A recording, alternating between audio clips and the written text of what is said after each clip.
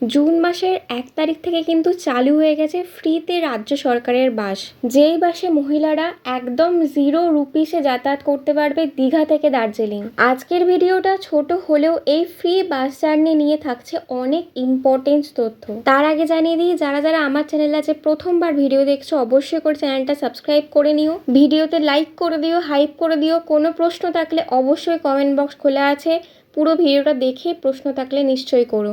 আর আমার ভিউয়ার্সদের জন্য জানিয়ে রাখি, অন্নপূর্ণা ভান্ডারের অফলাইন ফর্মগুলো English Bengali step by step প্রসেসে কিভাবে পূরণ করবে সমস্ত কিছু আমি ক্ল্যারিফাই করে দিয়েছি দুটো আলাদা আলাদা ভিডিওতে।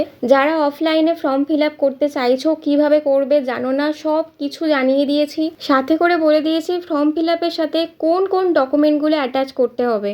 অবশ্য করে ফর্ম ফিল আপের আগে ভিডিওটা দেখে নিও, কারণ একটা ভুল হলেই কিন্তু শুধু অন্নপূর্ণা ভান্ডার নয়, যতগুলো প্রকল্পের টাকা পাও সেগুলো কিন্তু বাতিল হয়ে যাবে। তাই ভুলেও ওই অপশানে কিন্তু হ্যাঁ টিক করো না। ভিডিওগুলোর লিঙ্ক তোমরা ডেসক্রিপশন বক্সে পেয়ে যাবে অথবা ফার্স্ট কমেন্টে আমি পিন করে দেবো। তো চলো মেইন টপিকে ফিরে আসি।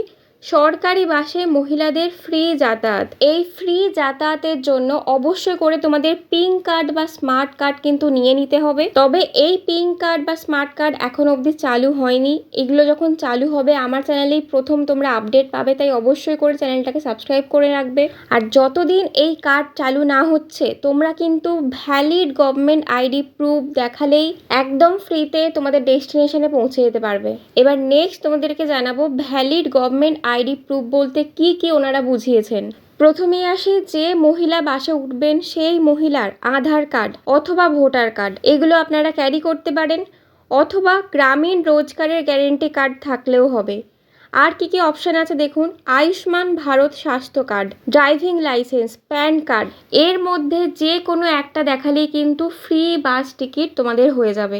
শুধু আগের ডকুমেন্টগুলো না, এখন যে ডকুমেন্টগুলো তোমাদেরকে আমি বলবো যেগুলো স্ক্রিনে দেখতে পাচ্ছ, এর মধ্যে থেকেও যে কোনো একটা থাকলেই তোমাদের ফ্রি এর বাস টিকিট হয়ে যাবে। তো দেখতেই পাচ্ছ কি কি আছে, পাসপোর্ট, ফটো সহ পেনশন সংক্রান্ত নথি, তোমরা যে অফিসে কাজ করো সেই অফিসের আইডি প্রুফ, স্কুল বা কলেজে পড়লে তার official I card, driving licence, যে কোনো একটা থাকলেই হবে।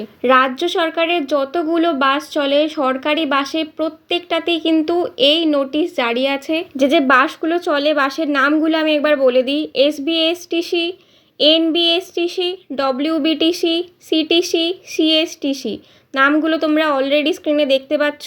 তো এই বাসগুলো করে তোমরা যে কোনো দূরপাল্লার বাস জার্নিও করতে পারবে সম্পূর্ণ ফ্রিতে। এবার তোমাদের মনে প্রশ্ন আসবে, টিকিটটা কোথা থেকে করাবো?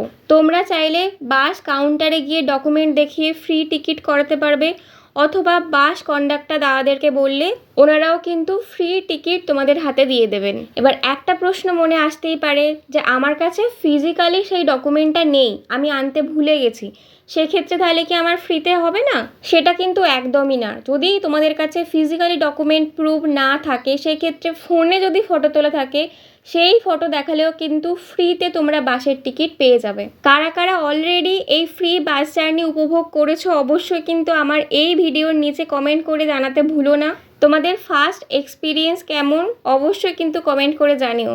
আজকের ভিডিওটা এইটুকুই রাখলাম, দেখা হচ্ছে নেক্সট কোনো আবার ইনফরমেটিভ ভিডিও নিয়ে। ভিডিও ভালো লাগলে কমেন্ট করে জানিও, লাইক করে দিও। দেখা হচ্ছে নেক্সট ভিডিওতে, ততক্ষণের জন্য টাটা বাই, সবাই ভালো থেকো, সুস্থ থেকো।